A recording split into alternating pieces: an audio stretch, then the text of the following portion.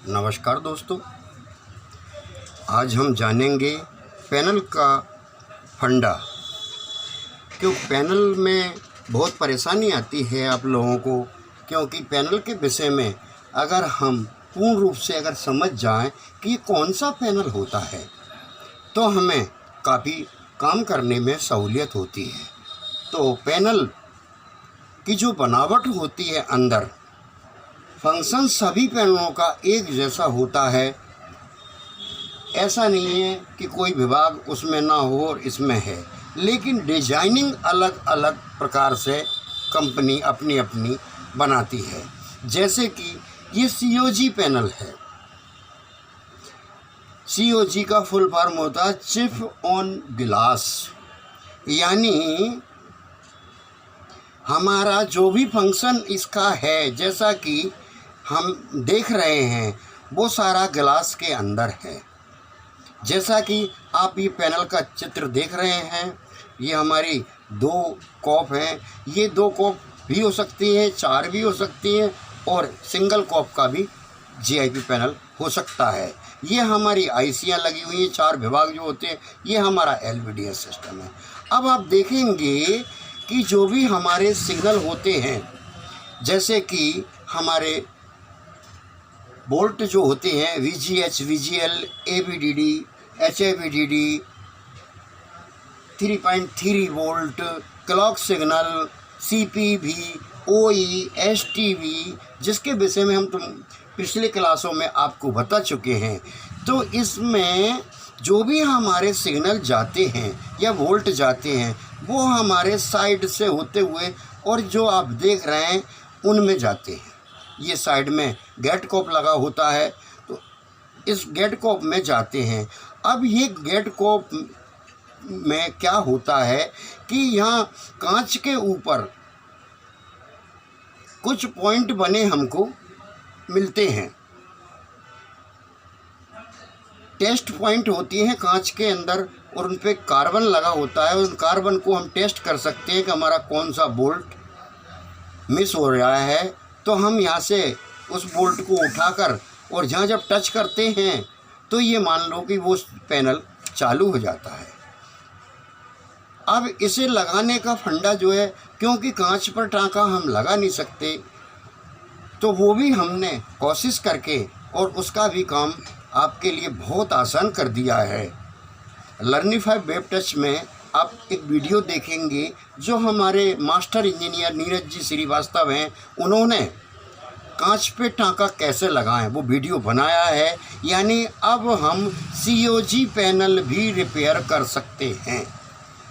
तो ये COG panel की भूमिका होती है कि इसमें हमें साइड से ग्लास के अंदर, और जो हमें, क्योंकि 2 कॉप हो सकते हैं, 3 हो सकते हैं, 4 हो सकते हैं, सिंगल कॉप का हो सकता है। ये पैनल की बनावट के ऊपर है, लेकिन हमें कॉप दिखती नहीं है, हमें सिर्फ पॉइंट नज़र आते हैं, वो भी कांच के अंदर। और कांच के बाहर हमें कार्बन पे, यहाँ जैसे ये पॉइंट देख रहे हैं आप, इस तरह के पॉइंट हमें देखने को मिलेंगे।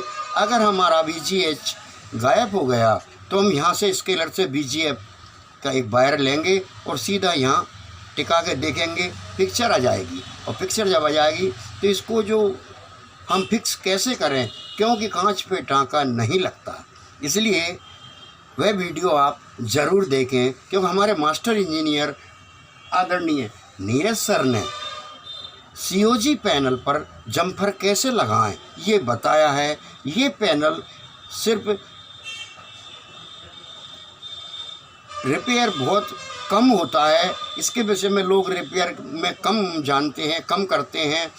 COG पैनल का नाम सुनते ही मैकेनिक और इंजीनियरों की रूह कांपने लगती है, लेकिन हमारे इंजीनियर ने इतना आसान कर दिया है कि COG पैनल पर भी आप जम्पर लगा सकते हैं। आइए दूसरा पैनल देखते हैं हम। दूसरा पैनल कौन सा है? दूसरा पैनल है हमारा GIP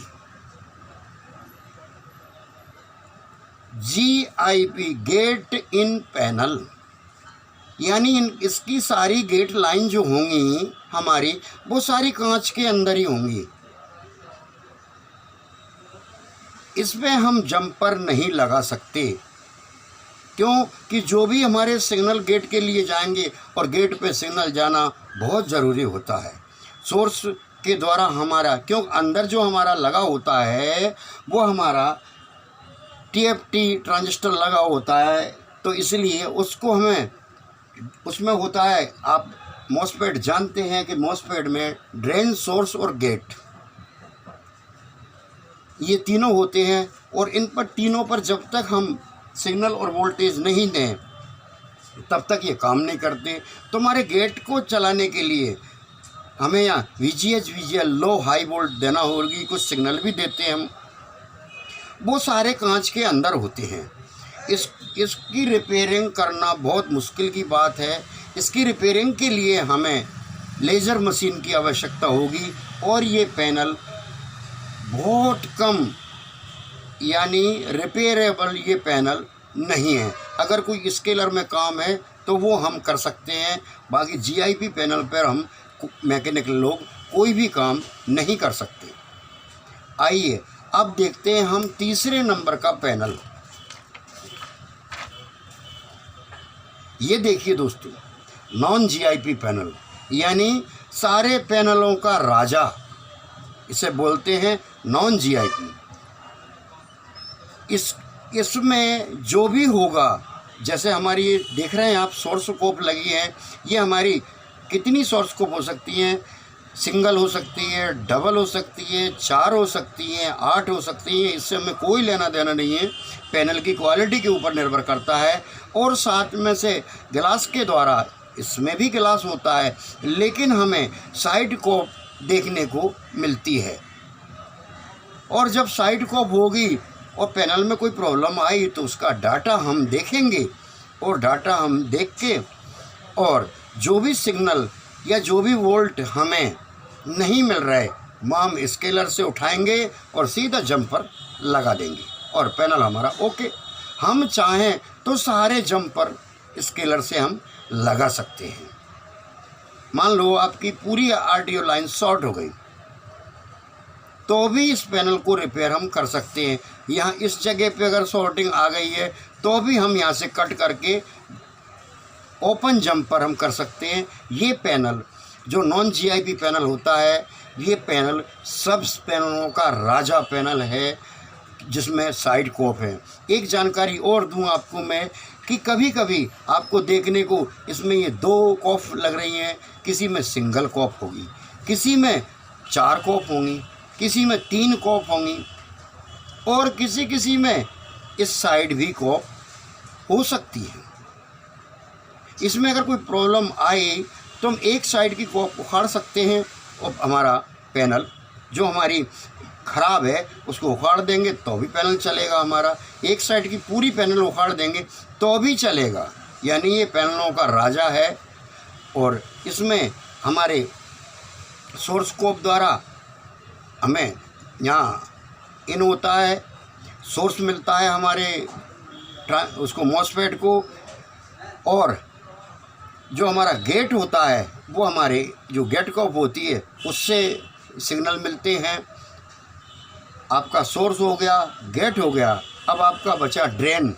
तो हमारा VCOM बोल्ट जो होता है वो कॉमन बोल्ट होता है, ड्रेन पे हमारा VCOM बोल्ट जाता है।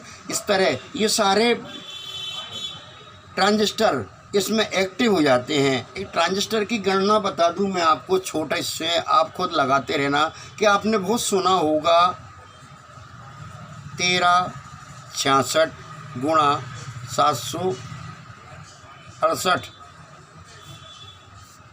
ये पैनल का रेजुलेशन है। पैनल का रेजुलेशन से मतलब इसमें इतने मॉसफेट अंदर लगे हुए हैं। एक जानकारी और दूं कि जितना भी इनका गुणा होके यहाँ जो संख्या आएगी गुणित हमें 3 करना होगी, तब जाके हमारे जो जितने भी मॉसफेट होंगे उनकी संख्या यहाँ निकलेगी इसमें। अब इनको कम ज़्यादा कब जलाया जाए कब बुझाया जाए इसका काम जो हमारा टिकोन होता है टाइमिंग कंट्रोल IC वो काम करती है। वही हमारे पूरे सिग्नलों को एक्टिव करती है और ये सारा काम अंदर का होता है। हमारा काम सिर्फ यहाँ सिग्नल भेजना होता है, बाकी और काम पूरा हमारा टिकॉन प्रोसेसर करता है। दोस्तों, मैं ये मानता हूँ कि सबसे अगर सस्ता कोई काम है तो पैनल का है, वह शर्ते कि उसकी बेसिक जानकारी आप लोगों को होना चाहिए। तो आज के इस सेशन में मैं इतना ही कहूँगा आपसे कि आप हिम्मत ना हारें, एलईडी एलसीडी में मास्टर बने और मेरे चैनल को सब्सक्राइब करते रहें, लाइक करते रहें, ताकि मेरा हौसला और आप लोगों के लिए आगे आता रहे। नमस्कार दोस्तों।